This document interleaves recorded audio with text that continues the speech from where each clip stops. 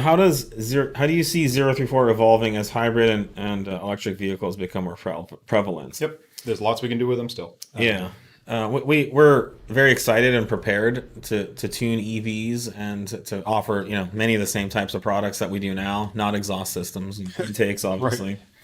The thing about EV is it's still a ways out, and there's a lot of talk about it. Less than way less than 5% of the cars on the road are EV. Yeah, and everybody's getting scared by all these mandates that like, oh, they're not going to be selling any new EVs in, the next, 10 years out or whatever. But Internal combustion engines. yes, Yeah. yes. I'm sorry. Yeah, not, yeah, of course they're selling EVs, new ICE engines.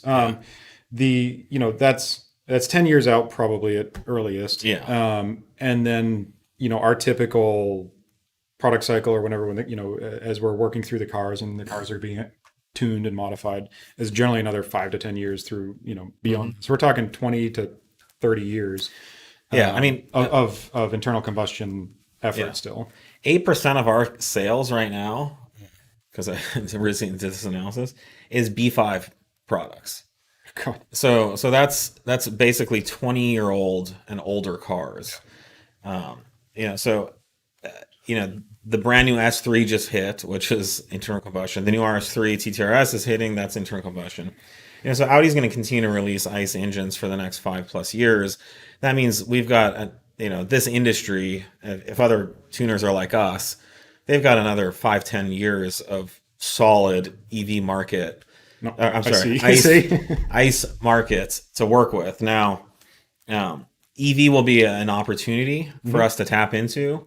We are already starting to. Yep. So we have an ID3 in our group that we're evaluating for products, and the factory ECUs are still torque based ECUs, and they use roughly the same technology as the ICE ECUs. Yeah.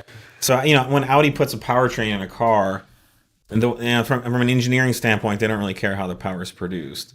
Whatever engine or motor is in that car creates torque.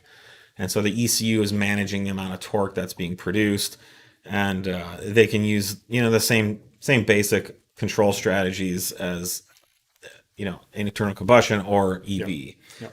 So that means we can tune those. It means we could even offer higher power motors. We could play with the battery packs. We can sell thicker cables to allow more current, like Tesla does.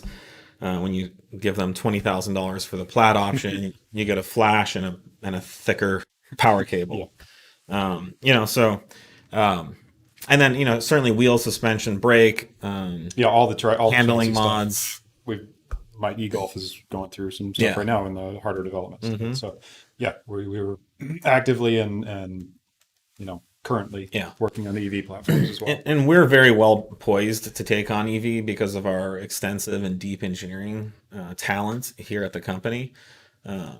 There's probably 2 or 3 companies in the Volkswagen Audi aftermarket right now that are even close to being prepared for that to come on. But again, the good news is there's going to be plenty of ICE business for another 10-15 years. Yeah. But on the opportunity side, EV will represent a growing opportunity. The other big issue is, the average automotive enthusiast loves internal combustion. They're not EV people. I know there's a couple guys out there racing Teslas, and you go to a track day with 100 cars there, and there are 2 guys there with Teslas. Okay, well, that's nice, but that a market does not make.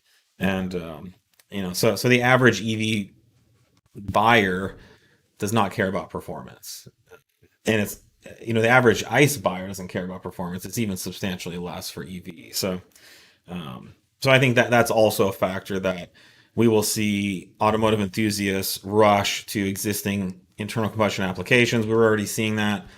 In the vintage 80s and 90s cars have skyrocketed in value. Yeah.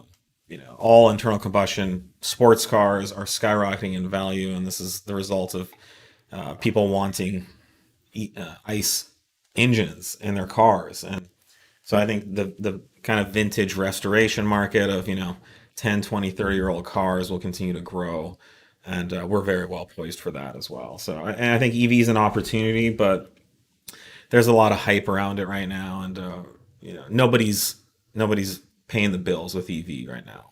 There's probably a couple shops that are Oh, seeing certainly. some Yeah, level there, of there are a couple success.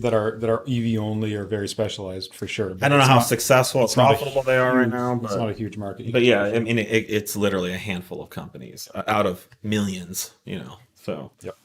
um,